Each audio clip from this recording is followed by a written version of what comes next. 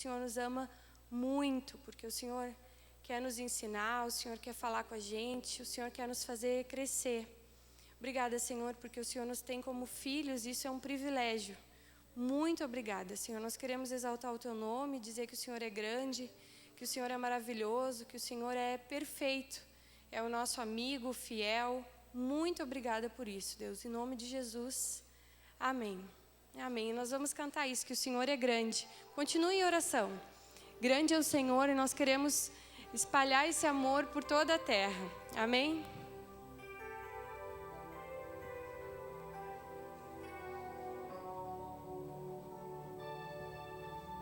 Grande é o Senhor e muito digno de louvor. Na cidade do nosso Deus, seu santo monte, a alegria de toda a terra.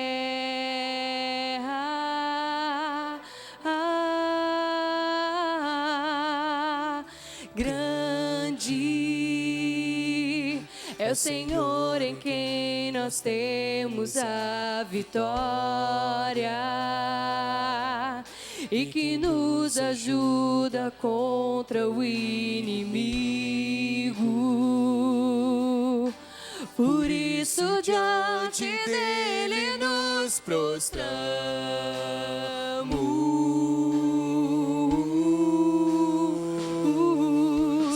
Queremos o teu nome engrandecer e agradecer-te por tua obra em nossas vidas. Confiamos em teu infinito amor,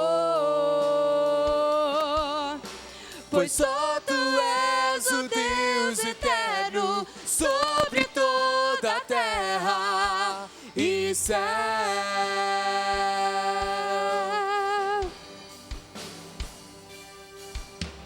Grande é o Senhor e muito digno de louvor. Na cidade do nosso Deus, o santo monte, a alegria de toda a terra.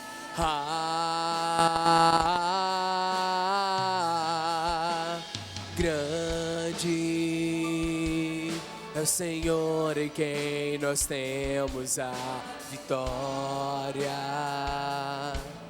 e que nos ajuda contra o inimigo.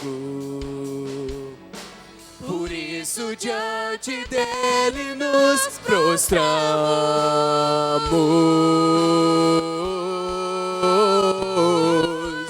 Queremos o teu nome engrandecer e agradecer-te por tua obra em nossas vidas. Confiamos em teu infinito amor, pois só tu és o Deus eterno sobre toda a terra e céus.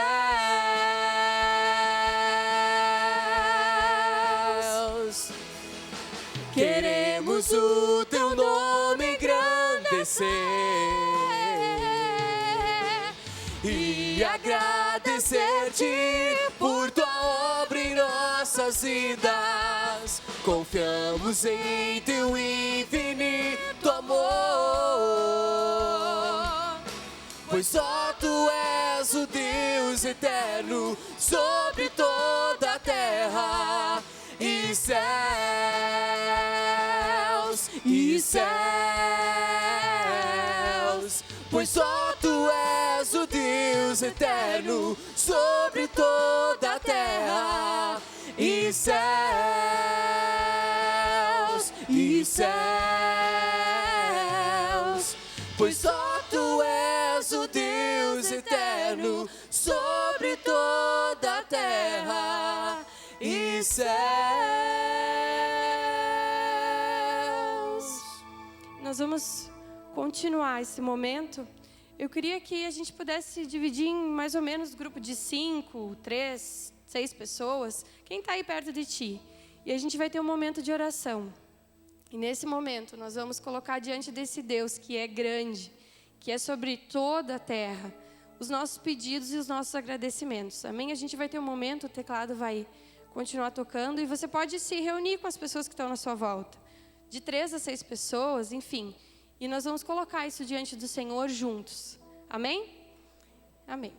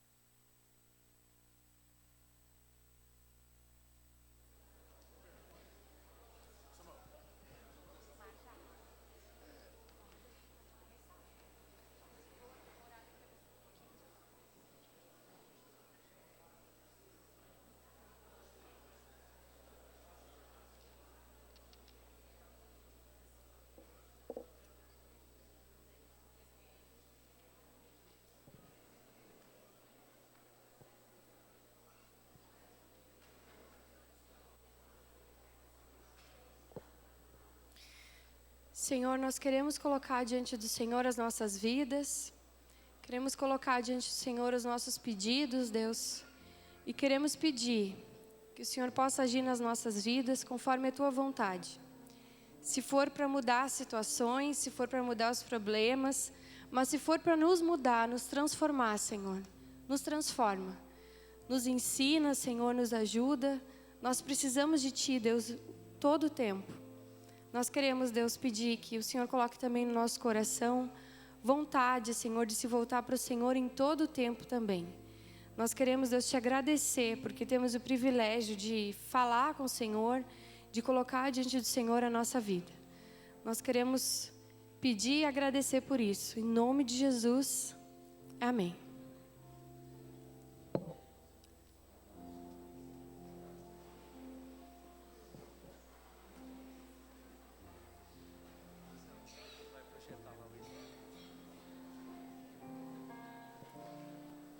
Meus irmãos, esse hino é um hino de uma história de libertação, não de uma escravidão.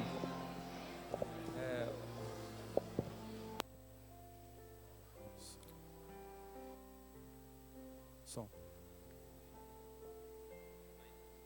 Som, som. Som, som, som, som, som.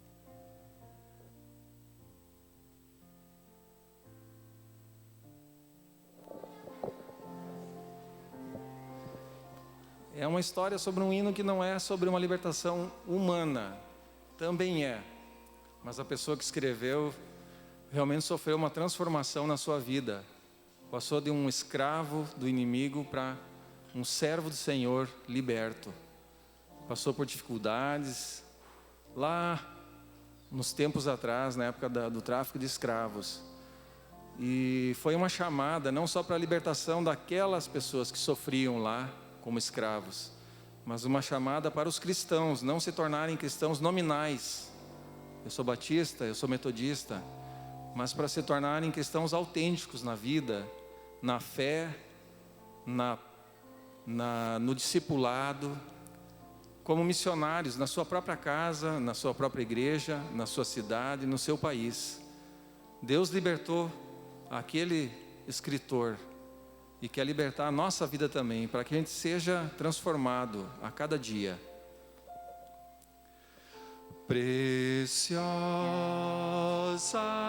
graça de Jesus, que um dia me salvou.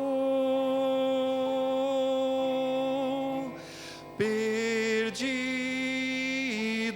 andei sem ver a luz, mas Cristo me encontrou.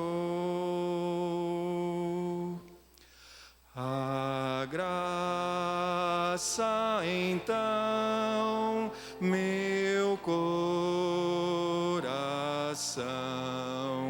do medo libertou.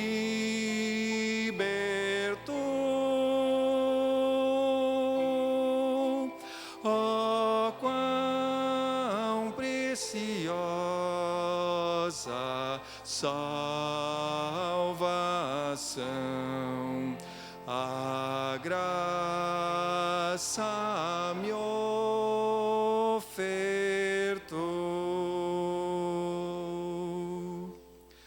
Promessas deu-me o Salvador, e nele eu posso crer. É meu refúgio e protetor em todo o meu viver.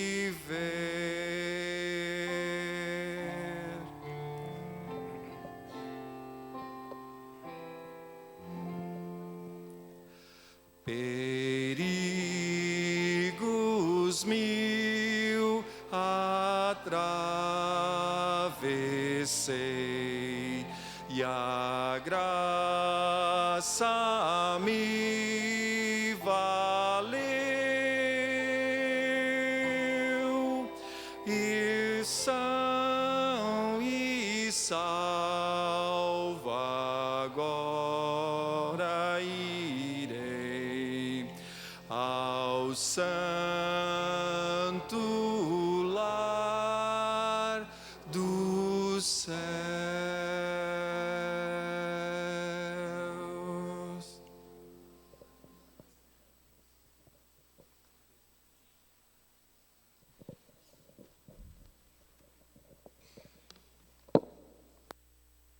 Reparando aqui no Rio Grande do Sul,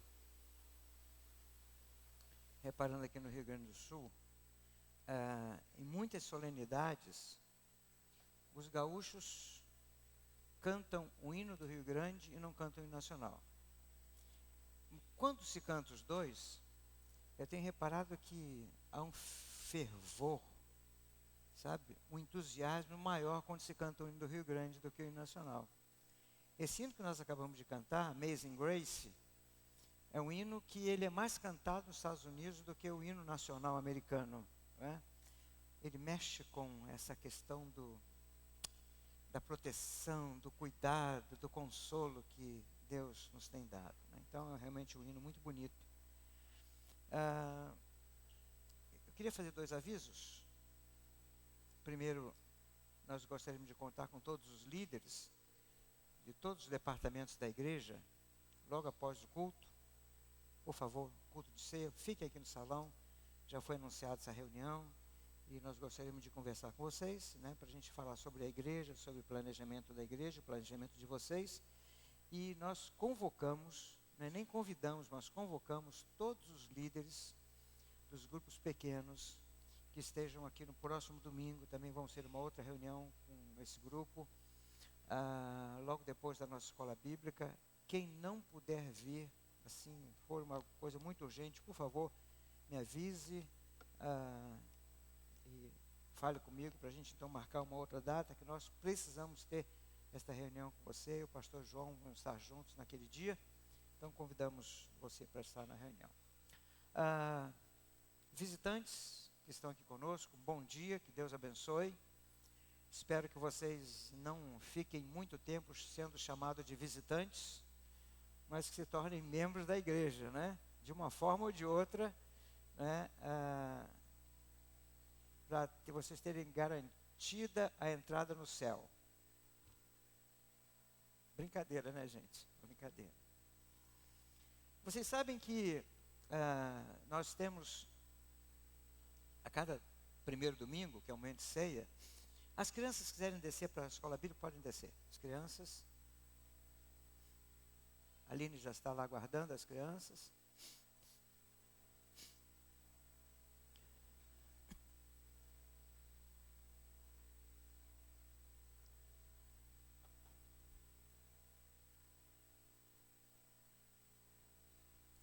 Som. Esse está funcionando? Som. Ok. Vou precisar de 2 pessoas que fiquem aqui, desse lado e desse lado aqui, cada um com o microfone, para ajudar as pessoas a falarem. Está aqui. Marcos.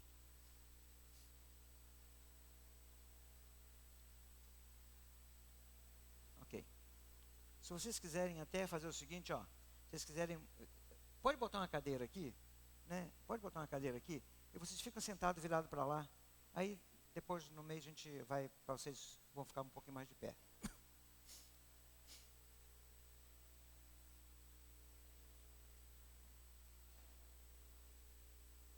Maurício está aí?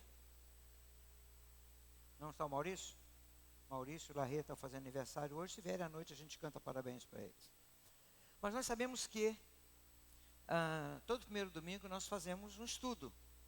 Geralmente um estudo doutrinário. Nós temos o grupão todo. Então eu queria que vocês entendessem que nós estamos hoje numa escola bíblica dominical. Nós estamos num escolão aqui, né? Escola Bíblica Dominical é onde se tem um professor, e nós gostamos muito de chamar de facilitador, aonde nós tentamos aprender um pouco da Palavra de Deus, queremos fazer um estudo da Palavra de Deus. Então hoje, esses irmãos estão com os microfones aí, para que quando você precisar falar, né, eu vou fazer algumas perguntas, você levanta a mão e nós vamos tentar discutir aquilo que você colocou, aquilo que você tem dúvidas, né, aquilo que você está perguntando e tal, e nós vamos ajudar e assim vamos fazer uma coisa bem descontraída e bem edificante para todos nós. Hoje, eu gostaria de falar com você sobre a teologia da prática, ou a prática daquilo que nós ouvimos e concordamos. Eu gostaria de conversar com você sobre isso, né? O nosso próximo estudo da próxima ceia vai ser um enfoque sobre a Igreja de Cristo. A Igreja de Cristo que nós somos. Então a reflexão de hoje que nós vamos fazer aqui já vai ser uma introdução para o próximo tema, né? Nós queremos abordar um estudo bem prático. Um estudo bem prático. E no Novo Testamento, um livro prático qual é? Que fala sobre prática.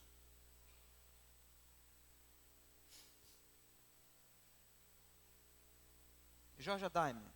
Chuta pelo menos, George Adame. Não. Atos. Atos é um livro histórico, não é isso? Atos é histórico, eu quero um prático. Não, Novo Testamento. Lucas, também é histórico. Tiago. Né? Tiago. O monge Martim Lutero, ele vivia na Igreja Católica, naquela época a Igreja Católica dizia que sem as obras não tem salvação, e havia naquela época a questão do pagamento das indulgências, né? Você pagava para você comprar cadeira no céu. E tinha até uma bula de um papa que dizia assim: na hora que uma moeda faz tilim-tim-tim num cofre, uma alma salta do purgatório para o céu. Né? E Martim Lutero, lendo, estudando, ele se converteu lendo um livro da Bíblia que fala sobre o que nós acabamos de cantar, a graça do Senhor. Qual livro que Martim Lutero se converteu? Romanos. Só que ele se converteu lendo o livro de Romanos, mas ele dizia que o livro de Tiago, a carta de Tiago, era palha. Era palha porque falava em obras. Ele estava saindo das obras e entrando na graça. E agora falar muito sobre... Né? Mais tarde, claro que mais tarde ele entendeu. E muitas vezes nós estamos vivendo hoje um pouquinho nesse período de Lutero. Porque nós cremos na palavra de Deus. Nós aceitamos que é verdade, mas a prática está um pouco distante das nossas vidas. Né? Então, ok, vamos ver o primeiro texto aí. Mateus, por favor. Isso.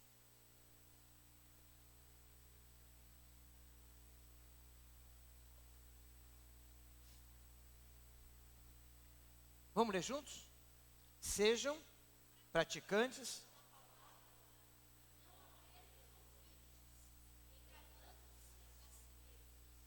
Quais são as palavras fortes nesse texto? Pode deixar, viu, Mateus? Deixa o texto aí, tá? Sejam. Por que, Gilca? Se alguém quiser usar o microfone e falar baixinho, a gente passa aí para você, viu? Eles estão aí para ajudar. Por quê?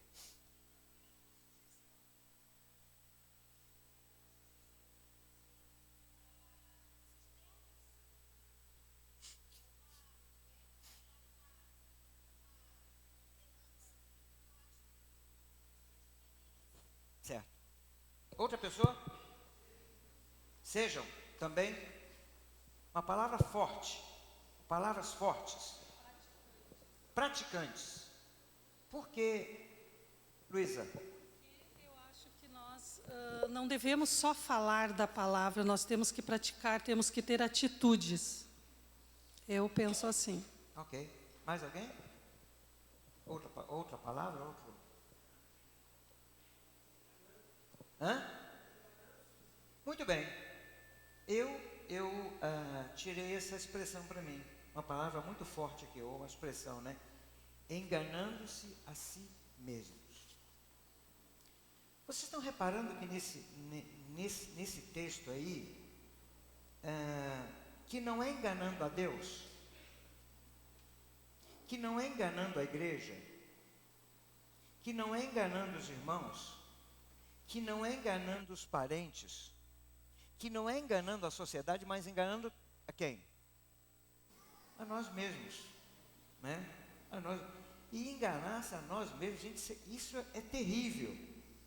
Eu tenho percebido que muitas pessoas estão enganando a si próprias, né? Sinceramente, eu tenho me preocupado muito com muitas pessoas que não têm se preocupado. Nós temos falado aqui alguns domingos sobre a justiça e a severidade de Deus. Pregamos um dia, 2 vezes, considera, pois, a bondade e a severidade do Senhor. Então, tem muitas pessoas que não estão preocupadas com isso. Embora nós estudamos isso em muitas ocasiões, né? Tem pessoas que ainda não acordaram para essa situação. Ultimamente, muitos textos da palavra de Deus têm martelado a minha mente e, às vezes, causado confusão quando eu vejo determinados procedimentos. Por exemplo, vamos ver alguns textos. Pode passar. Mas agora, libertos do pecado,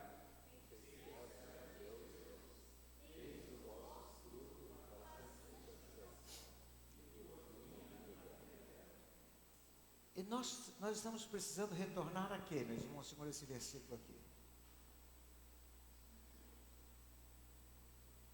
A uma santificação.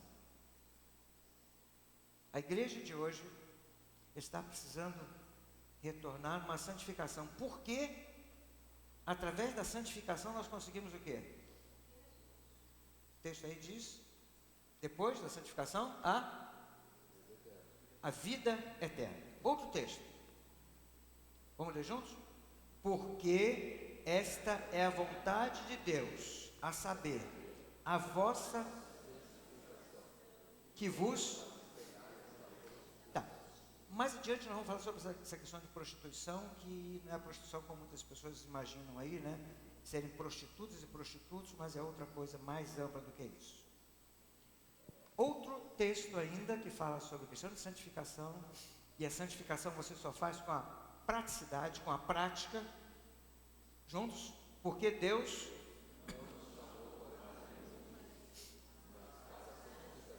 Certo. E agora, o último texto desta parte aqui.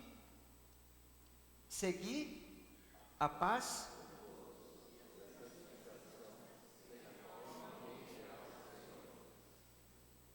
O que esse texto está querendo dizer?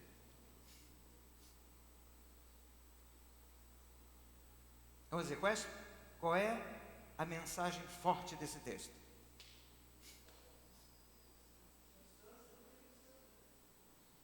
Como é que é? Não, nesse texto aqui, esse texto. Não, você está fazendo uma exegese desse texto. Ninguém verá o Senhor, por quê? Hã?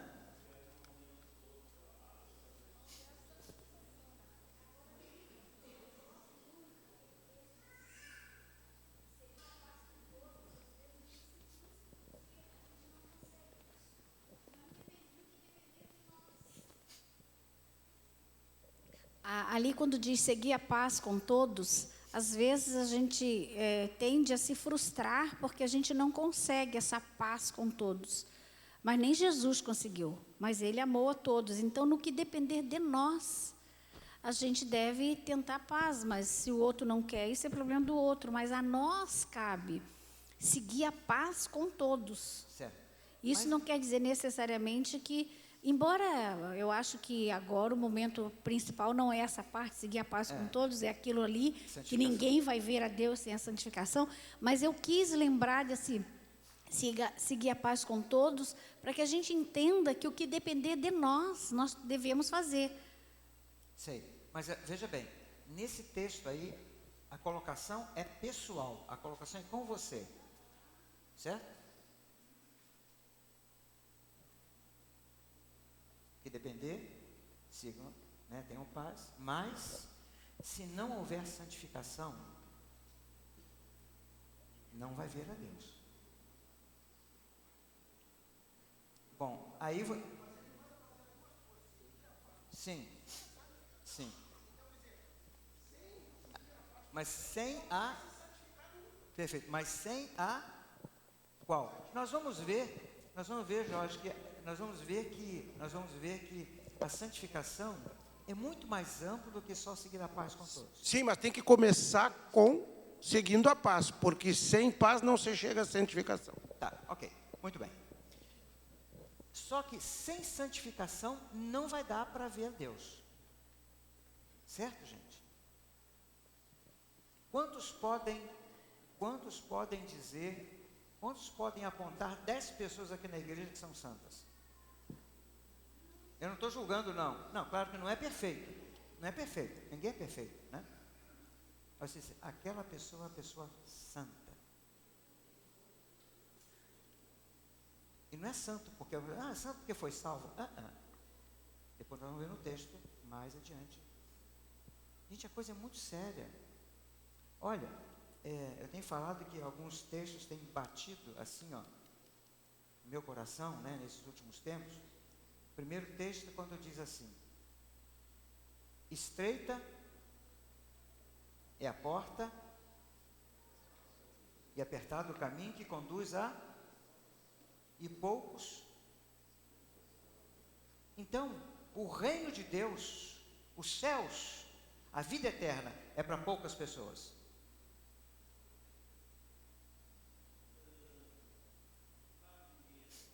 Claro.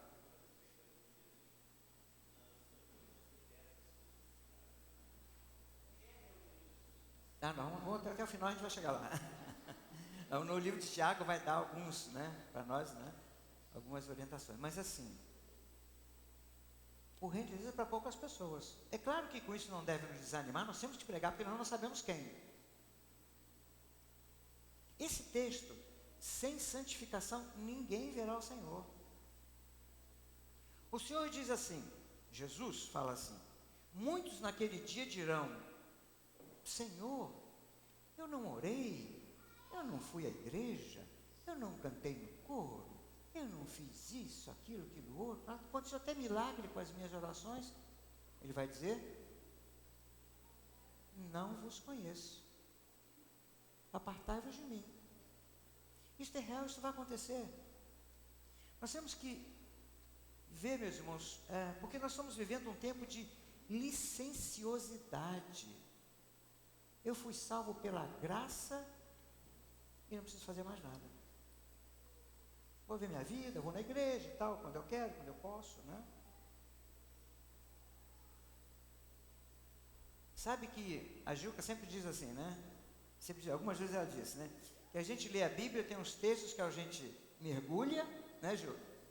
E outros a gente salta para fora, né? Mergulha e pula, né? Mergulha nas promessas e pula dos compromissos com o Senhor. Não pode ter relacionamento com Cristo sem compromisso. Sem compromisso. Mas qual é a diferença entre o praticante... Agora vamos começar a ver aí alguma coisa, viu, Norberto? Qual é a diferença entre o praticante e aquele que é só ouvinte? E nós vamos ver no final que só ouvinte não vai ser salvo. Vamos ver, por exemplo, Tiago, capítulo 1, versículo 26. Vamos ler junto? Se alguém se considera religioso, mas não refreia a sua língua, engana-se a si mesmo. a sua religião não tem valor. Se a sua religião não tem valor para salvá-lo.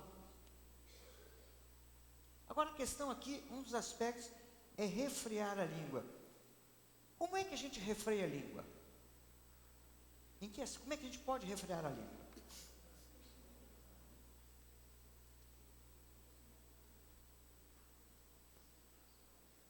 Quando a gente evita de estender um assunto, por exemplo, se a gente ouviu alguém comentar alguma coisa sobre um irmão, se você fica calado, a Bíblia diz que é tido por sábio, né? Se cala a boca, né? E não estende aquilo, porque só Deus sabe realmente o que a outra vida está passando, né? E nós não temos que estender isso para virar uma fofoca, para destruir. Certo. Então, assim, ó, essa questão de refrear a língua, entra a fofoca? Entra a fofoca, gente. Se você é um fofoqueiro ou uma fofoqueira,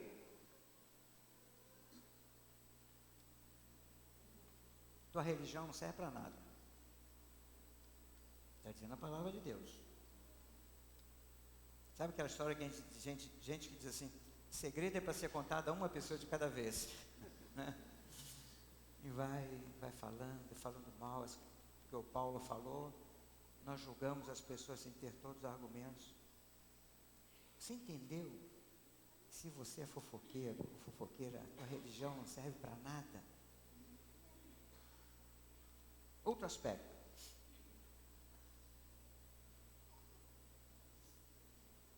Palavrões. Nós vamos ver outro texto mais adiante, que quando você se converte, o teu palavreado muda. Muda. Você vê, às vezes, na classe da escola bíblica dominical, crianças falando palavrão. Crianças aí, pequenas. Onde é que eles aprenderam isso? Em casa.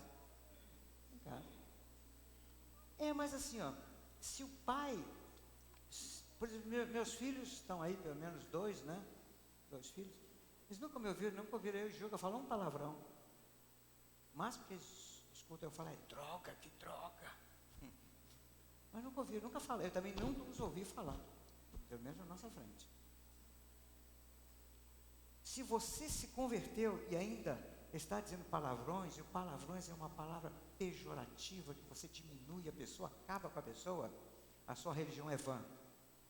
Tenha consciência disso.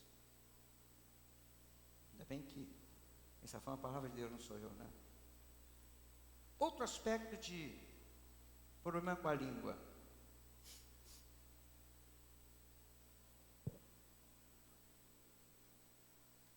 Vamos lá, gente. Mentira. O que é mentira? Mentira é você fazer uma pessoa falsear ou colocar o pé naquilo que não é verdade, naquilo que não tem substância, naquilo que não tem base. Isso é engano. A mentira é engano. Quando você... Eu vou pedir essa gurizada aí pede para essa gurizada para descer. Vamos lá, gente. Meninos, vocês estão bem pequenininhos ainda para ficar lá no último banco. Isso. Quando nós podemos, se o diabo é o pai de toda mentira, eu posso dizer que quando alguém mente, foi inspirado pelo diabo? Seria o pai de toda mentira? Agora, sabe que tem aquele negócio de mentirinha branca, né? Meia verdade, que vem de lá também. Outra questão é o desdém que a gente faz de outras pessoas. Pela pessoa ser assim, ser assado, sabe? Agir de forma diferente. Às vezes até um desdém que machuca as outras pessoas, quando você é um time e faz desdém da outra pessoa, porque ele é de outro time, e você machuca essa outra pessoa. Tem um escritor que diz assim, que a coisa mais louca que ele encontra é uma pessoa que torce pelo seu time de futebol, né, a ponto de estar desesperado porque o time perdeu, e faz atrocidade por causa disso, e eles não entendem, né? Bom, que mais? O que a nossa língua pode ainda dizer se nós temos uma religião que vale a pena ou que não?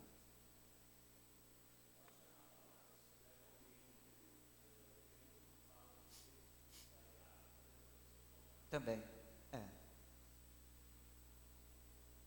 Assim, os nossos gestos, o nosso proceder é uma linguagem, certo? Nós temos aqui a linguagem Libras, olha, né? Mas o que a gente faz, e muitas vezes a gente diz que nós somos uma coisa e fazemos com a nossa vida uma outra coisa. Eu queria que você entendesse que nós estamos falando esses vários aspectos, mas que você entendesse o seguinte, que esta tua religião é morta, não serve para nada.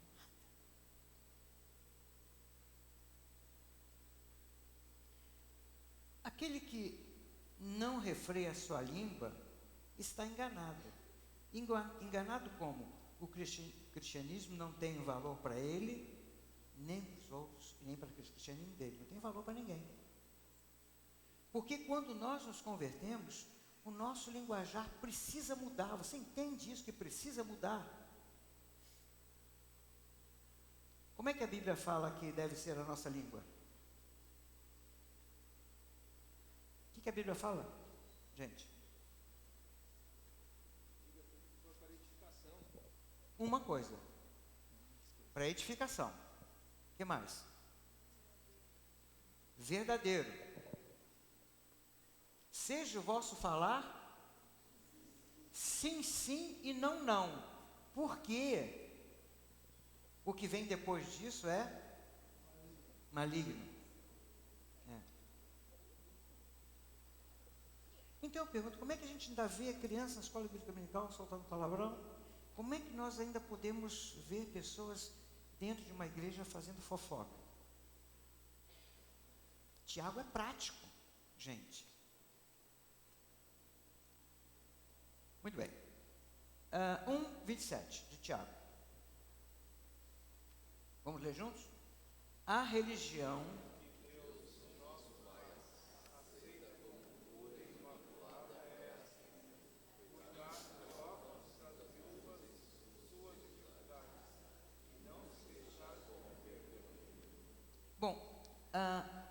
a época em que foi escrito este texto é diferente da nossa época, porque as viúvas e os órfãos eram realmente desamparados, né? Hoje já não é tanto assim, porque o governo, de alguma forma, né, nós temos suporte governamental, que é diferente do Novo Testamento.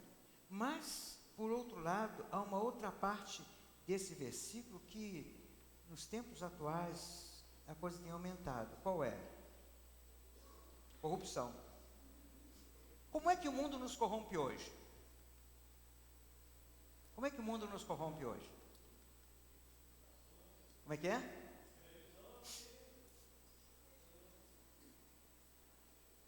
Como é que tá assim? É uma classe, a gente tem conversa. Como é que a gente fala televisão? Tá certo. Televisão nos corrompe. Mas como é que a televisão nos corrompe? Como é que é?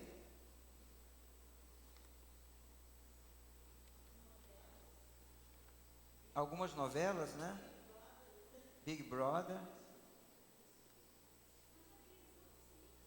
A televisão não se liga sozinha, claro. Claro, verdade.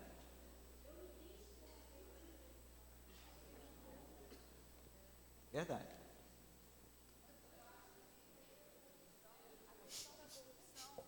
A questão da corrupção eu vejo assim como vai muito mais além. A gente está falando mal de um governo, a gente está entrando nessa, colocando no Face, tem pessoas colocando no Face contra o governo, contra isso, contra aquilo, mas a corrupção, ela está do nosso lado. Eu chamei o rapaz da NET para resolver um problema lá em casa, que estava quadriculando muito, e aí ele disse que tem gato por aí. Quer dizer, não era o meu caso, mas algum vizinho fez gato no prédio lá, que está derrubando a NET. E aí, então, eu pago corretamente e acabo sendo prejudicada. Na hora que eu estou assistindo um filme, uma coisa, acabo sendo prejudicada, porque não posso ver. Ela quadricula bem na hora que está sendo revelado quem é que é o ladrão da história. E aí, então, porque outras pessoas estão roubando o sinal. E aí os meninos da NET, eles não têm força policial para chegar dentro das casas e tirar. Então, eles têm que ir derrubando assim um prédio inteiro para as pessoas irem ligando. Aquelas que pagam vão ligando e as que não pagam provavelmente são aquelas que fizeram o gato. Então, quer dizer, a gente vê corrupção do nosso lado. O cara que não devolve o troco no mercado, o cara recebe a mais e não devolve para o caixa. Depois, no fim do dia, o caixa vai ter que pagar aquilo que faltou. Tantas e tantas coisas que nós não fazemos, tantas coisas que nós omitimos, nós somos corruptos. O povo é corrupto. Porque, e não é só o governo que é corrupto, né? Se o governo fosse correto, o povo seria correto. Se o povo fosse correto, o governo seria correto.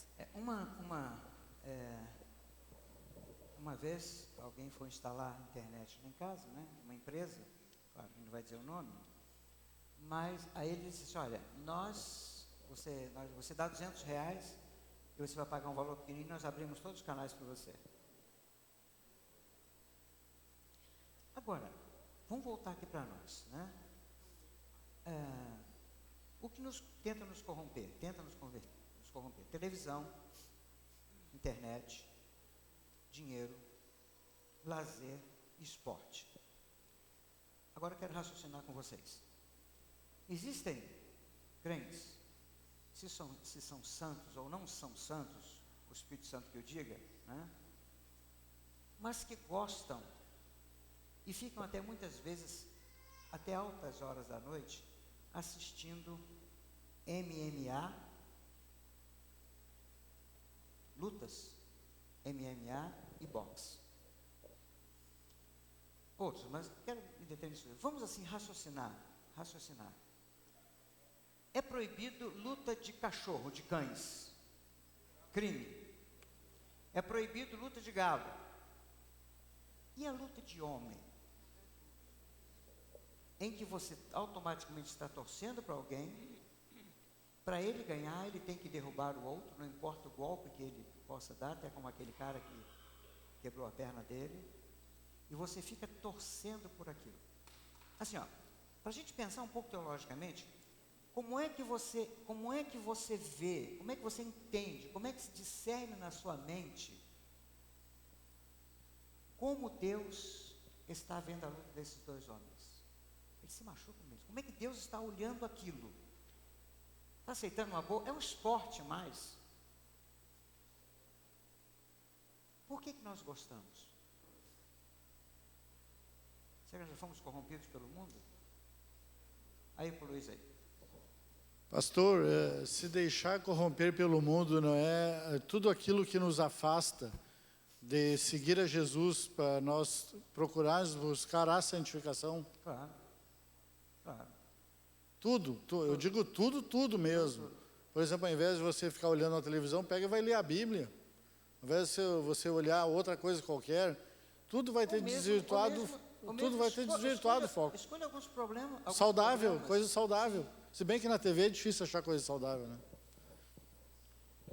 Então, veja bem, você pode, se alguém discorda dessa questão de MMA e boxe, você pode até, esse é o nosso fórum para a gente falar e para a gente aprender, discutir, né?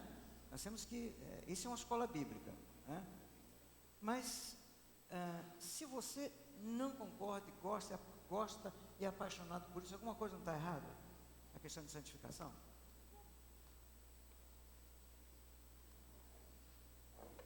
Isso que foi falado, a questão da internet, né? Vou falar para os viciados, né? Os viciados da internet que acessam páginas pornográficas, e com certeza aqui na igreja tem, com certeza. Se o Espírito Santo entrasse aqui agora e fizesse como Ananias e Safira, matasse todas as pessoas que acessam páginas pornográficas, quantas sobrariam? E essas pessoas estariam aonde?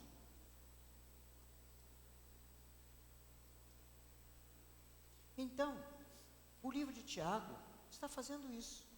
Ele está querendo nos mostrar que a fé sem obras não vale nada. É religião morta. Vamos ver o capítulo 2, versículo 20. Isso. insensato. O que é insensato? Insano, louco.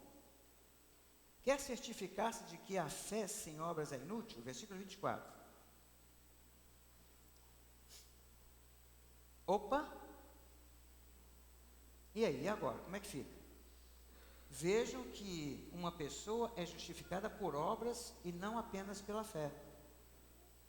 Gente, e agora? Como é que a gente fica dentro desse texto aí? Explica esse texto aí. Hã? Tá, mas quem tem fé e não tem obras? Está salvo? E se pegar o texto, sabe por quê? Pelo seguinte, você pega Romanos 5, e Romanos, livro de Romanos, só que você tem que entender assim, no dia em que você teve fé, que Cristo é o teu Salvador, e que você entregou a vida a Ele, despir-se do homem velho, vestir-se do homem novo, as coisas velhas já passaram, e eis que tudo se fez novo. Eu sou uma nova criatura, e tem muitos outros textos, né? Aquilo que nós ouvimos na convenção, que quando nós morremos com Cristo, tem que enterrar. Se não enterrar, fede. Então, automaticamente, se nasceu um novo, se o homem morreu, Jesus disse, se a semente não caindo em terra, não morrer, fica ela só. Mas se morrer, produz fruto. Certo? Agora, César, produz fruto. Se eu plantei um homem novo, vai dar fruto de quê? De um homem novo, automaticamente. Sabe por quê? Porque aquele que não produz fruto, Jesus falou, o que faz? O que não produz fruto. Então, automaticamente, quando você fala em graça, automaticamente, se alguém foi salvo pela graça, automaticamente ele tem que produzir obras, se não foi salvo.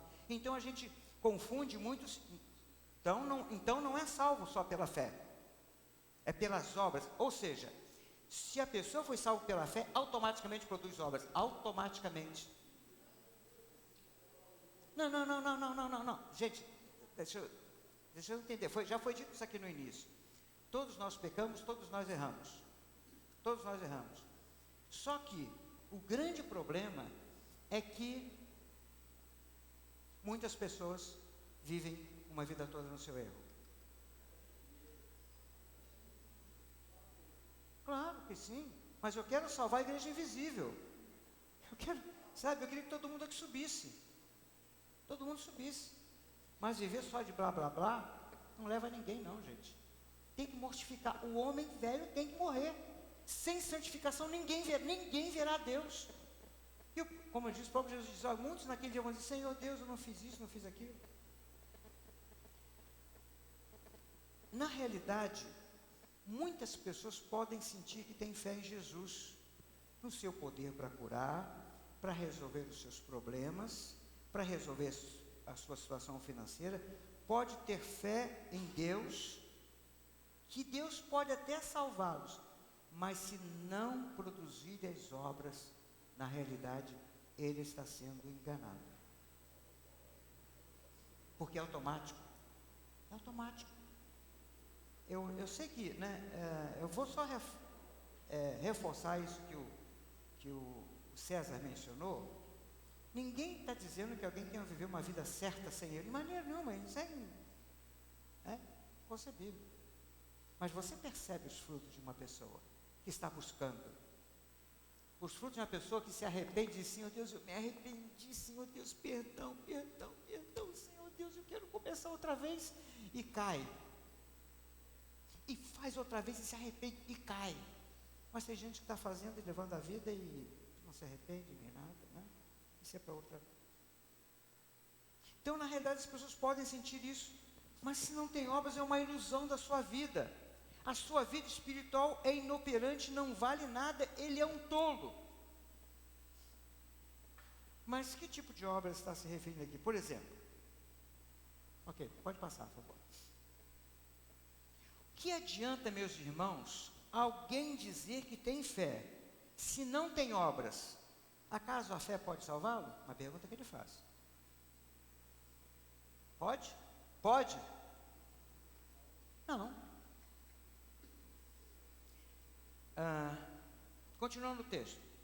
Se um irmão ou uma irmã estiver necessitando de roupas e do alimento de cada dia, e onde você lhe disser, vá em paz, esqueça-se e aqueça-se e alimente-se até satisfazer-se, sem porém lhe dar nada. O que adianta isso? Aqui está falando basicamente para o irmão, os irmãos, para a igreja, né? Não é para fora não. Porque fora tem um problema sério.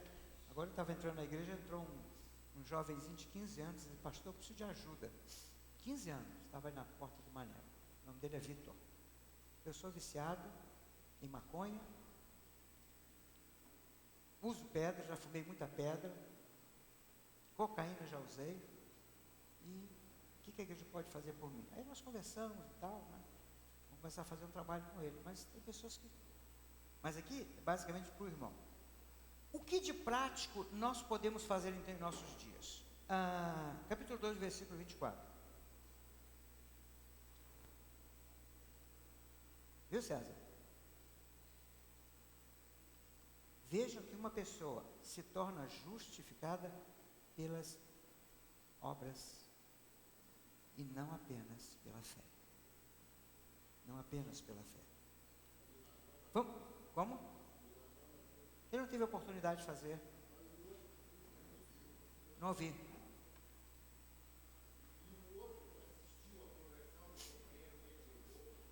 Ele não quis, ele usou o livre-arbítrio dele.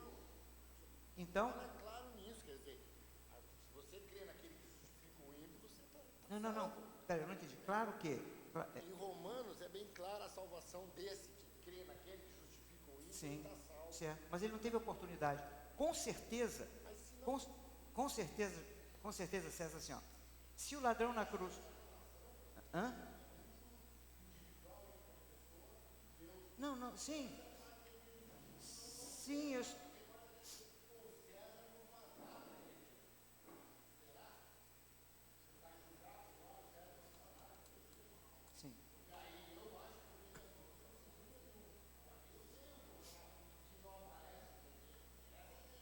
Sabe, deixa eu colocar uma coisa aqui. O que Tiago está dizendo... Não. Espera aí.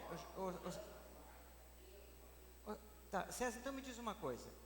O texto que diz assim... O texto que diz... Sim. Não.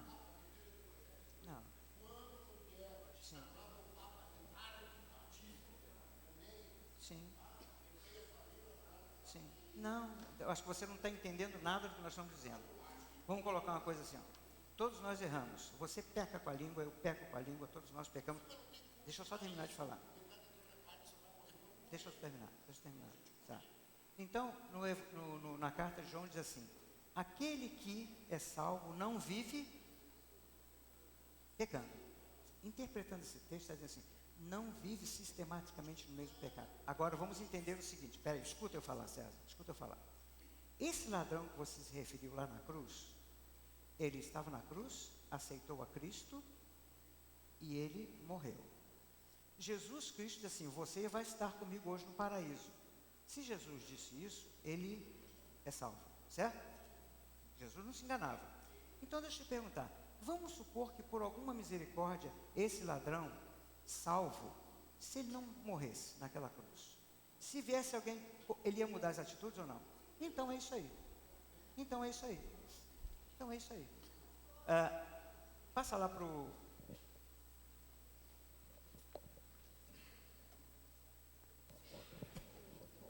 Pastor, Pois não. nesse caso que o César levantou, eu não poderia considerar que o ladrão da cruz, o próprio testemunho que ele trouxe para a gente, e nós estávamos conversando isso hoje, esse testemunho ele não é uma obra também? Não é uma obra? Isso. Se você quiser considerar, mas quando nós estamos falando em obra, Aslan, é mesmo assim, obra mesmo. Nós estamos falando de língua, de outras coisas nós vamos ver ainda, né? Que muda, tem que mudar. Agora, mais uma vez, gente, ninguém é perfeito, nós erramos. Mas assim, quantas vezes nós erramos, não nos arrependemos. E outra coisa, o erro sistemático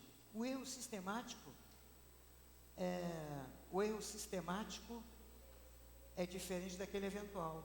E mais uma coisa, César, do que você falou aí, olha, você está falando muito em igreja invisível, né? Certo? Muito em igreja invisível. Eu sei que eu não posso dizer se você é salvo ou se você não é, nem você pode dizer. Mas a palavra de Deus disse assim: pelos seus frutos, pode por acaso colher abacaxi de mangueira? Tá certo. Pelos seus frutos conhecereis. Pastor, eu acho interessante ali a gente observar uma palavra desse texto ali, no português. Vejam que uma pessoa é justificada por obras e não apenas pela fé. Então, como o Tiago ele faz, como ele linka uma coisa com a outra, que é o que o senhor acabou de explicar. Então, a gente é justificado pela fé, sim. A gente é justificado pela fé, mas não apenas pela fé. Então, no momento em que eu tiver a oportunidade, no momento que e a gente explica isso quando a gente está fazendo discipulado, né? Que a salvação ela é um processo. Claro. Então, ela vai indo, a pessoa vai buscando e vai procurando a santificação. Mas ela vai produzir alguma coisa. Exatamente. Gente. Ela vai produzir. Exatamente. É como a Bíblia fala várias vezes que a conversão é um nascimento. Pensem numa criança quando ela nasce, o que acontece a partir daquele momento? Quando ela é tirada, né, do ventre da mãe, é cortada do cordão umbilical. Pastor, bom, sim. Aqui é o Dieter, aqui.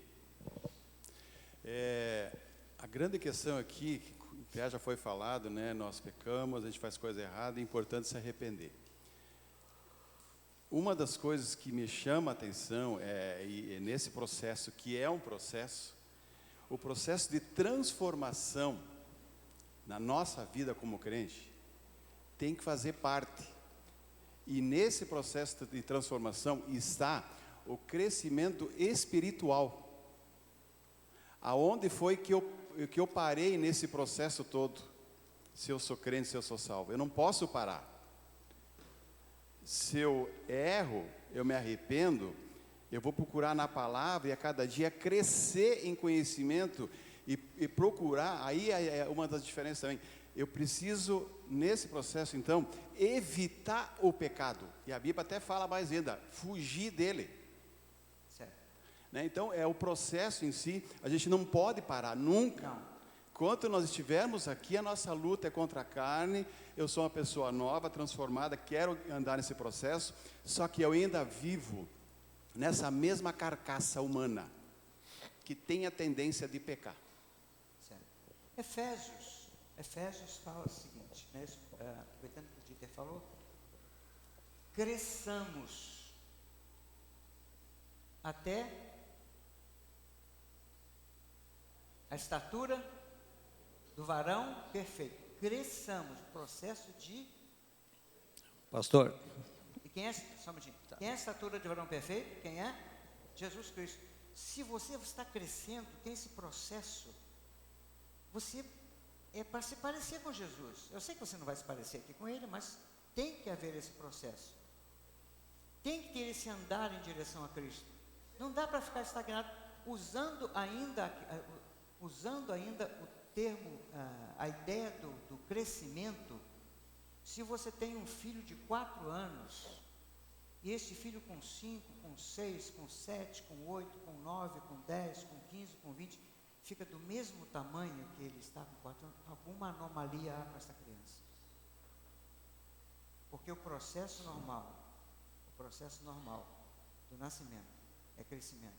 E com Jesus, você tem que crescer a estatura de varão perfeito. Tem que crescer. E isto nós crescemos também pelas obras. Jorge, depois vamos continuar aqui. Muito bem. Eu acho que resumindo tudo, eu vejo assim, perguntaram para Jesus, qual é o mandamento mais importante? E ele foi e respondeu, Lucas 12:30. O mandamento mais importante, ame teu Deus de todo o teu coração, de toda a tua alma, de todo o teu entendimento, de toda a tua sabedoria. E depois ele disse, e o segundo, ama o teu próximo como a ti mesmo. Sim. Se eu não amar meu próximo, porque eu não aprendi a amar primeiro Deus, que quando a gente ama Deus, se eu ver o meu próximo sofrendo, passando alguma dificuldade, com certeza eu vou levar o amor de Cristo a essa pessoa. Aí vem a obra e vem a fé. Tá. Jorge, assim, perfeito. Agora assim, ó, esse mandamento, né, que é o mais importante, que você citou, amar a Deus sobre todas as coisas e ao próximo como a ti mesmo. Como é que eu amo o próximo?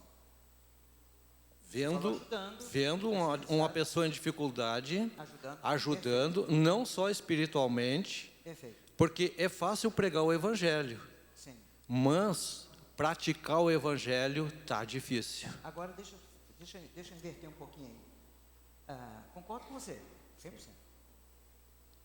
Aí você diz assim, ajudar a pessoa na necessidade. Isso aí nós olhamos, sabe?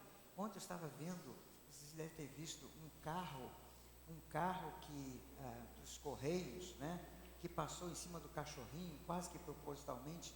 Então, tá um negócio, tá na internet, aí tá um negócio assim, falando de ação civil, processado, lá atrás, né? E o cara estava passando por uma faixa, um homem passando por uma faixa, o carro atropelou e tá por aí, morreu, pegou. O cachorro estava ali mais do que gente. Às vezes nós invertemos algumas coisas também. Por exemplo assim, se eu amo o meu próximo, qual o primeiro desejo que eu tenho que sentir no meu coração? Mesmo esse próximo passando por... Qual é o meu primeiro desejo? Ajudar ele. Amar. Que ele seja salvo. Porque o mandamento... Claro que vai entrar tudo, Jorge. Sim, mas claro. O mandamento de Jesus é ide por pregar. todo mundo, pregai o Evangelho a toda criatura. Agora eu pergunto então, linkando isso às nossas obras. Quantas pessoas que não estão preocupadas, não têm feito isso e vão morrer sem ter levado uma pessoa aos pés de Cristo? Nós não estamos preocupados, meus irmãos. Não estamos preocupados. Se nós estivéssemos preocupados em 400 e poucas pessoas que nós temos aqui, pelo menos 100 por ano, pelo menos 100. Mas nós estamos preocupados porque o nosso trabalho não dá tempo. Isso também é obra.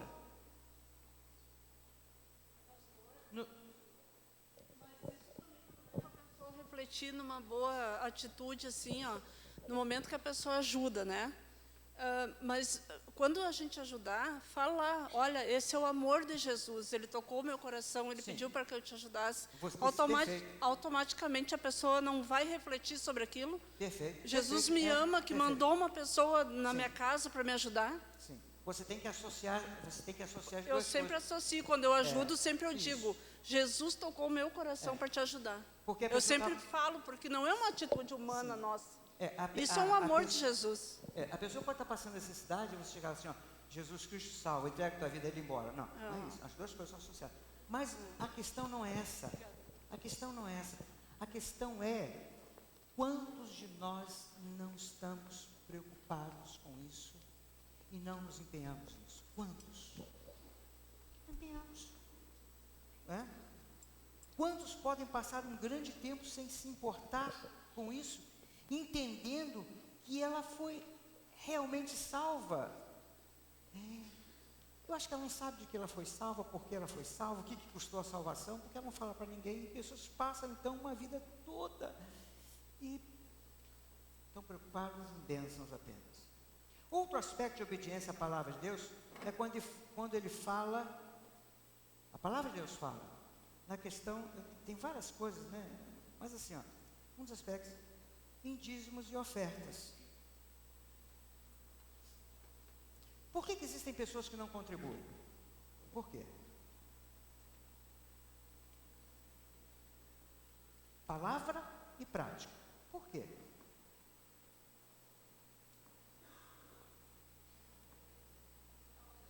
Não está obedecendo, não está praticando.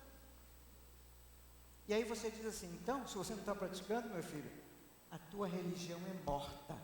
Tiago está falando isso. E Tiago foi inspirado pelo Espírito Santo, é morta. Eu sinceramente não consigo compreender. Sabe? Aí diz, eu tenho fé em Deus. Estou passando por um aperto, tenho fé em Deus. Tenho fé em Deus que Ele pode me curar, que Ele pode curar outra pessoa, mas resolver o meu problema financeiro, eu não contribuo. E assim, deixa eu ser mais profundo sobre isso, né? Pessoas que estão sempre na igreja, pessoas que os filhos estão lá na escola bíblica dominical, os professores estão lá cuidando deles, dando material para eles pegam boletim, sabe? Se precisar ir no banheiro, vai lá, usa papel higiênico, né? Tudo mais, ar-condicionado e tal, e não contribui. Religião morta. Morta. Não serve para nada. É como, né? O apóstolo Paulo diz assim, enganando-vos com falsos, ou com o próprio discurso da pessoa, né? Na realidade, falta visão, falta amor, falta discernimento dessa pessoa. Ou então a pessoa não é salva. Não é isso exatamente que Tiago está falando? Não é isso que ele está falando? Fé e obras, segundo ele, é que justifica a pessoa. Versículo 13. Quem é sábio e tem entendimento entre vocês, que demonstre pelo seu bom procedimento, mediante obras praticadas com humildade, que provém da sabedoria. Tolo é aquele que diz que tem fé, mas não demonstra isso com as obras. Dizer que tem fé, mas não tem obras, não é sabedoria divina. Então, todo aquele que não pratica as obras, deixa de fazer por causa dos seus argumentos, ou por causa da sua própria sabedoria. Sabe como é que Tiago chama essa sabedoria? Versículo 14 e 15. Contudo, se vocês abrigam em seu coração inveja, amarga e ambição egoísta, não se gloriem disso, nem neguem a verdade. Esse tipo de sabedoria não vem dos céus, mas é terrena, não é espiritual, mas é demoníaco, quando eu quero dar a volta em Deus. Tem gente querendo dar a volta em Deus aí. Isso é um avião, né? Um avião. Não dá, gente. Ou é ou não é. Os cristãos, quando foram perseguidos, foram mortos. Hoje, nós temos hoje, né, no Estado Islâmico lá, né, as pessoas cristãos sendo mortos. Agora, eles queriam matar 200 cristãos. Não sei se conseguiram, até muitos devem ter recebido aí mensagem para orar por eles, né? Talvez se eles negassem a Cristo, seriam salvos, mas não posso negar. Capítulo 4, versículo 4, estamos chegando quase no finalzinho. Adúlteros, vocês não sabem que a amizade com o mundo é inimizade com Deus? Quem quer ser amigo do mundo, faz-se inimigo de Deus. Por que aqui o Espírito Santo está chamando de adúlteros? É a mesma linguagem que Deus usou para o povo no Antigo Testamento, quando eles se prostituíam com outros deuses. Hoje a igreja está muitas vezes se prostituindo com o mundo. Amizade com o mundo, o que é isso?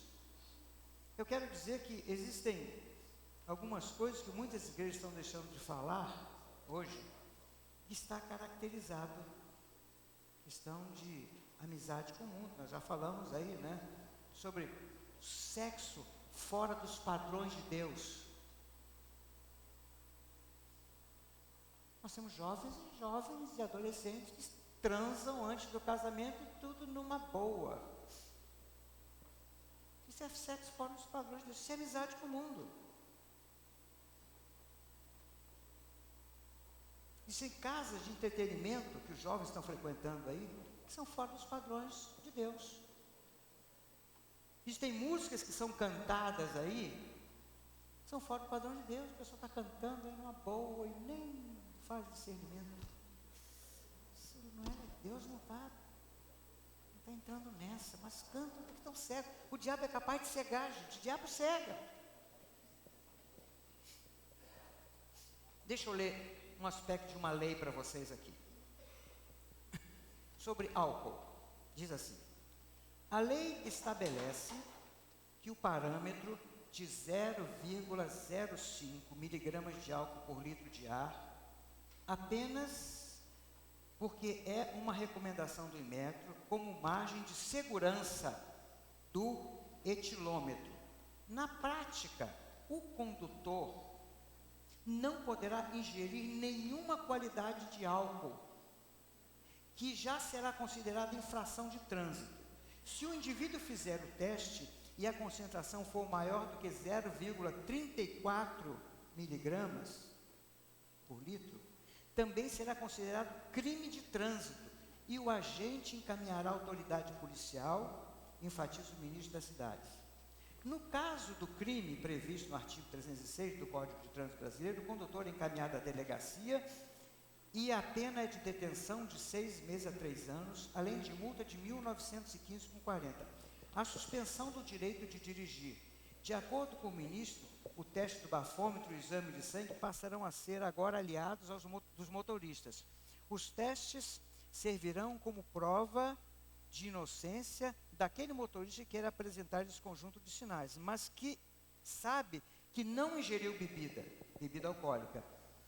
Ele poderá, inclusive, ser apenas autuado na infração e se livrar da acusação do crime, caso apresente uma concentração menor do que 0,34.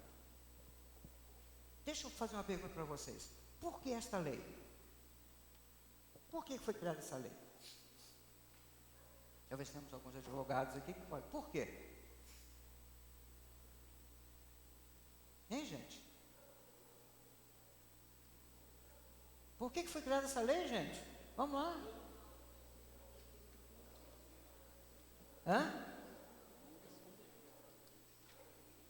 Porque porque o álcool ingerido, ele faz com que a pessoa fique fora de si, desequilibrada, e etc, etc, etc, certo? O álcool faz segundo a lei. Só que isso foi feito porque isso é uma prova científica. Por que algumas pessoas, alguns cristãos dizem assim, nada a ver, eu tomo um copo e nada a ver. Agora, o interessante é o seguinte, se existe uma blitz na esquina da casa onde ele está, ele não toma. Por que ele não diz para o policial nada a ver? E as pessoas tomam. Por quê? Amizade com o mundo é inimizade contra Deus. Agora, meu irmão, você se arriscaria a viver assim? Você concorda que a igreja de hoje, de uma forma geral, ela precisa passar por um reavivamento? Ou por um processo de santificação? Sabe? Aí eu chego aqui e digo assim, olha, isso para outras coisas, olha, quem está frequentando o barzinho aí, e assim, o que mais me incomoda são os crentes que vão numa boate, estende uma garrafa de cerveja assim, tira uma foto e coloca no Facebook. Aí eu vou e digo assim, não, se eu souber, aqui no louvor não vai tocar. Aí alguém diz lá, pastor, nada a ver, pastor, nada a ver. Mas como é que se faz esse reavivamento? Nós estamos encerrando já, Capítulo 4, versículos 7, 8, 9, 10. Portanto, submetam-se a Deus. Resista ao diabo, ele fugirá de vós. Aproximem-se de Deus, e ele se aproximará de vocês. Pecadores, limpem as mãos de vocês, que têm a mente dividida. Purifique o seu coração, purifique o coração. Entristeçam-se, lamentem-se, chorem, troquem o riso lamento e alegria pela tristeza. Humilhem-se diante do Senhor e Ele vos exaltará. Enquanto a palavra de Deus não fizer isso conosco, nós estaremos andando como cegos. Como é que nós deveríamos proceder em atitude de humildade antes de nós celebrarmos a ceia do Senhor? Ainda no capítulo 4, versículo 17, diz assim: pensem nisso, pois quem sabe o que deve fazer e não faz, comete pecado. Mas, meus irmãos, mais do que nunca, o que nós precisamos fazer, sabe o que é voltar ao primeiro amor. Amor de Cristo, aquele amor, sabe? Jesus, quero fazer a tua vontade, custe o que custar. Senhor Deus, eu quero acabar com esse mundo ali. Senhor Deus, eu quero ser puro, simples. Eu quero ser santo, Senhor Deus. Nós podemos ser uma igreja feliz, né? Como está aqui, mas que nessa igreja feliz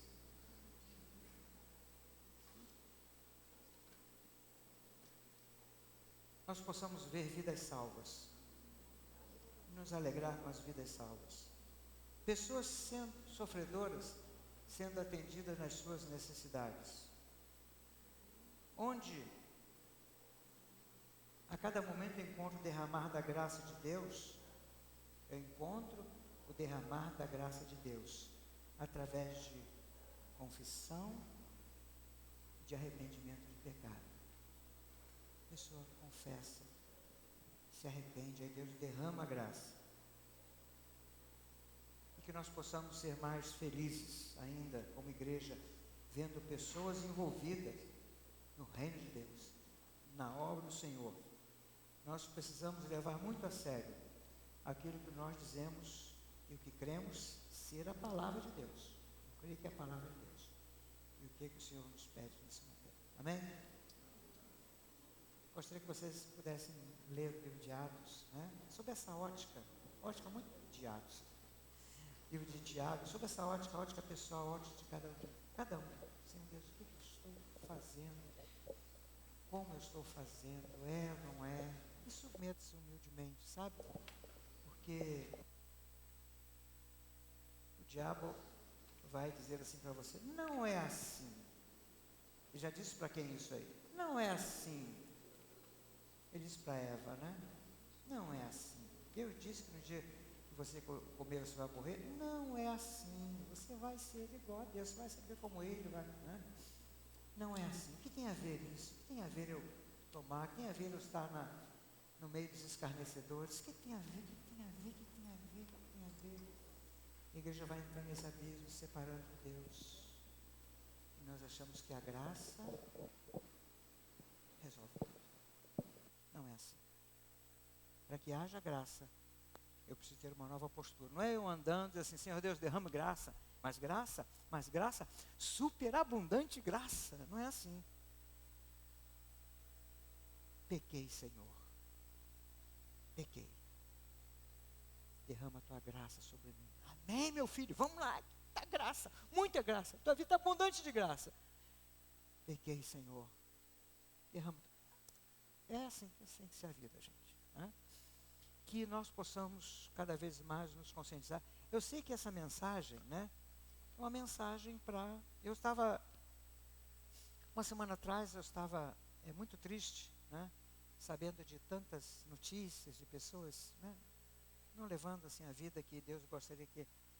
E aí eu fui ler, Deus disse assim: vá ler Coríntios. Eu fui ler Coríntios lá, e vi vários textos. Primeiro o apóstolo Paulo diz: que igreja é essa que tem aí dentro enteado, dormindo com a madrasta, dormindo com o enteado? E vocês ainda se ufanam, se orgulham ainda de ser uma igreja cheia de dons, né? Esse cara tinha que ser cortado. Aonde ele diz assim: sabe de uma coisa, esses membros aí que estão dando escândalo, não convidem, para comer com vocês, nem falem com eles. Eu falei, mas Senhor Deus, se a primeira igreja, lá, uma das primeiras igrejas lá, já aconteceu isso, imagina a nossa. Aí Deus começou a me dar um ânimo nessa palavra. Aí Ele me levou para a igreja de Jesus, que eram só 12, só 3 anos. E tinha um Judas, tinha um Tomé, tinha um Tiago, tinha um João, tinha um Pedro que negou a Jesus. Eu disse, Rose, você, enquanto tiver pastor, você vai ter esse problema na igreja. Mas, meus irmãos, eu vou falar, porque é a palavra de Deus. E só ela é que pode constranger o coração de cada um de nós. Amém? Vamos orar, então. Senhor Deus, eu quero que a oração que Jó fez pelos seus filhos, eu gostaria tanto de fazer nesta hora pela igreja, Senhor. Eu sei também, Pai, que eu sou um pecador, mas o diabo não tem condições de me acusar que eu estou gostando do pecado, que eu fico lá, Senhor Deus.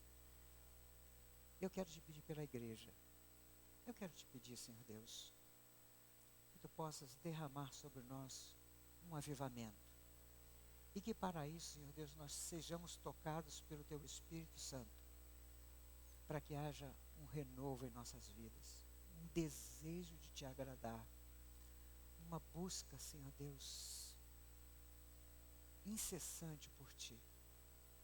Senhor Deus, que haja um reconhecimento de que nós nada somos, e que se podemos ser alguma coisa, é porque teu amor, Senhor Deus, que é tão grande, fala ao nosso coração e nos constrange. Ensina-nos, Senhor Deus, a sermos constrangidos pelo teu Espírito Santo, a nos humilharmos, a confessarmos, a nos arrepender e buscar, Senhor Deus, a tua presença. Só assim esta igreja vai ter autoridade de pregar o evangelho que transforma, Senhor.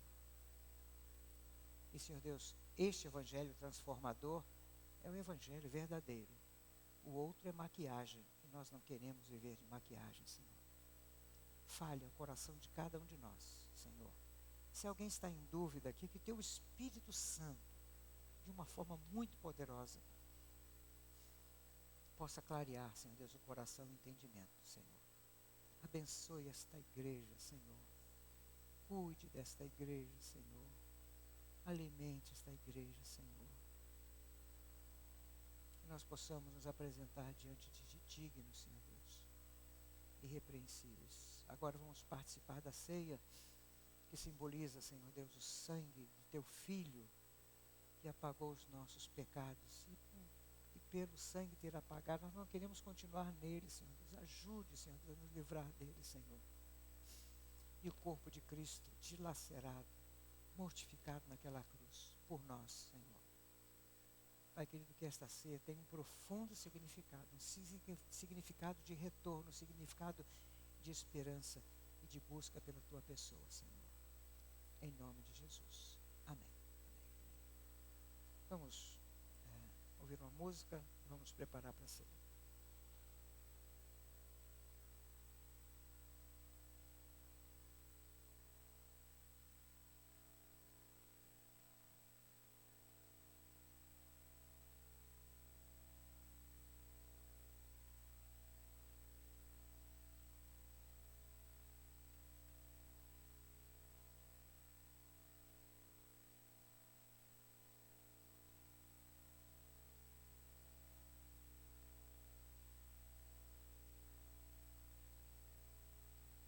Vamos colocar em pé para cantar essa música. E ela fala justamente disso que nós ouvimos aqui.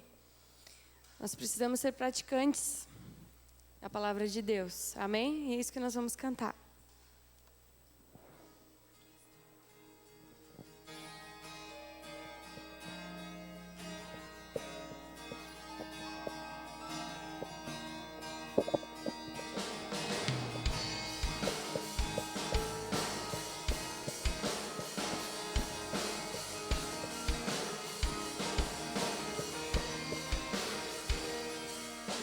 Não quero perder as coisas que me faltam por fazer, as coisas que me faltam por viver.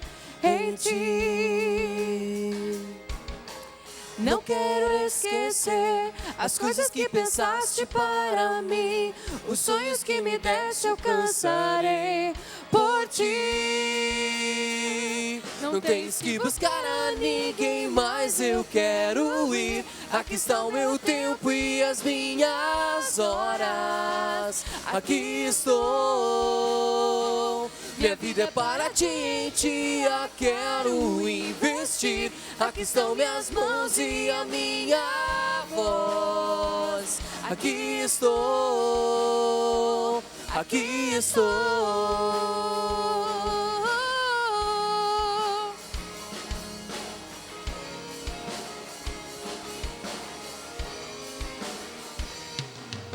Eu pronto quero estar, os dons que me deste vou usar, os anos que me deste eu viverei por ti. Vou conquistar a terra que me deste sem parar, farei o que me pedes e verei por ti. Não tens que buscar a ninguém mais, eu quero ir. Aqui está o meu tempo e as minhas horas. Aqui estou. Minha vida é para ti, em ti a quero investir. Aqui estão minhas mãos e a minha voz. Aqui estou. Não tens que buscar a ninguém mais, eu quero ir. Aqui está o meu tempo e as minhas horas. Aqui estou. Minha vida é para ti, em ti a quero investir. Aqui estão minhas mãos e a minha voz. Aqui estou, aqui estou.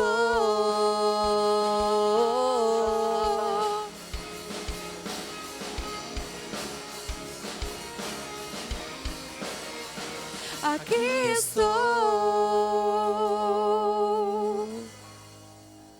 Meu irmão, se você pode dizer com absoluta certeza de que Cristo é o teu Salvador, se você pode dizer com absoluta certeza que você viverá eternamente no céu com Cristo Jesus, é porque um dia na cruz do Calvário o sangue dele foi derramado como um pacto que ele fez contigo, de que você pertence a ele. O sangue que foi derramado tem poder para nos perdoar de todo pecado, todo.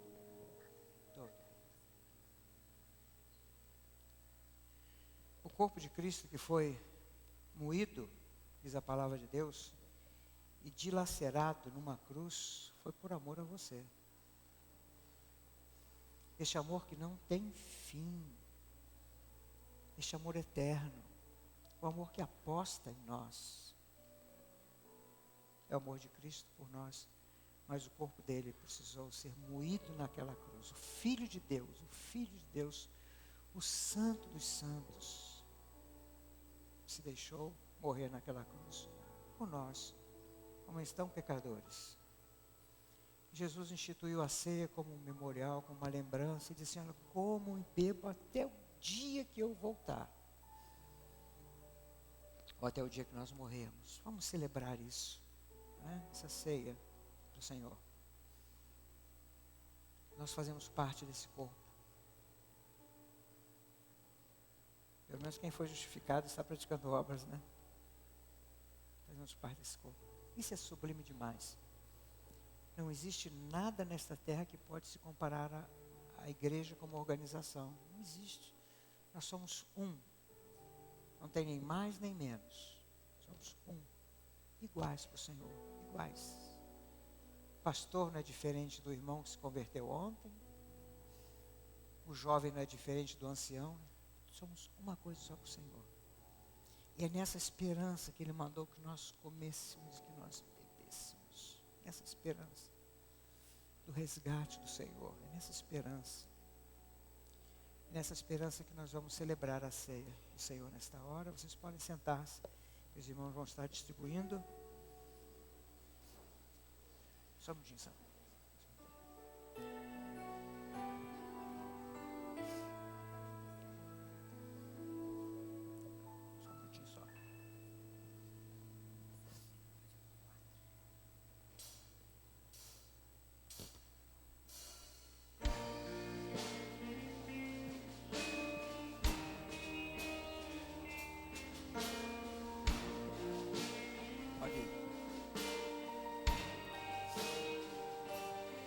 Teu sangue leva-me além, a todas as alturas, onde ouço a tua voz, fala de tua justiça pela minha vida. Jesus, este é teu sangue.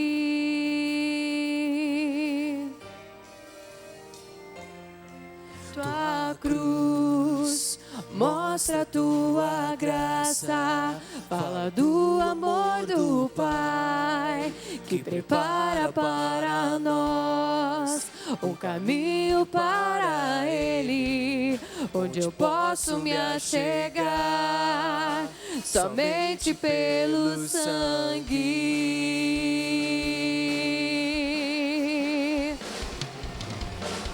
que nos lava dos pecados,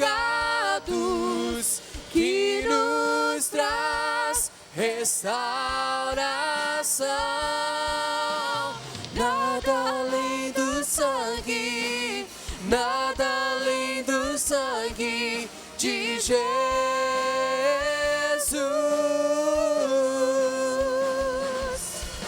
e que nos faz brancos como a neve, aceitos como amigos de Deus. Nada além do sangue, nada além do sangue de Jesus.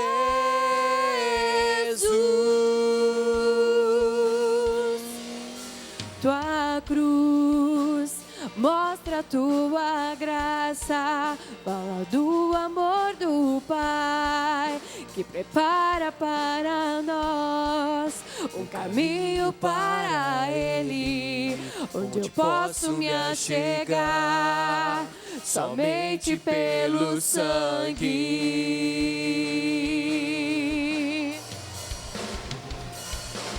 que nos lava dos pecados, que nos traz restauração.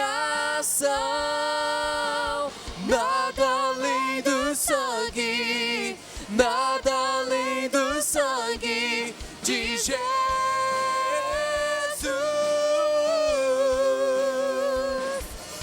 o que nos faz brancos como a neve, aceitos como amigos de Deus. Nada além do sangue, nada além do sangue de Jesus.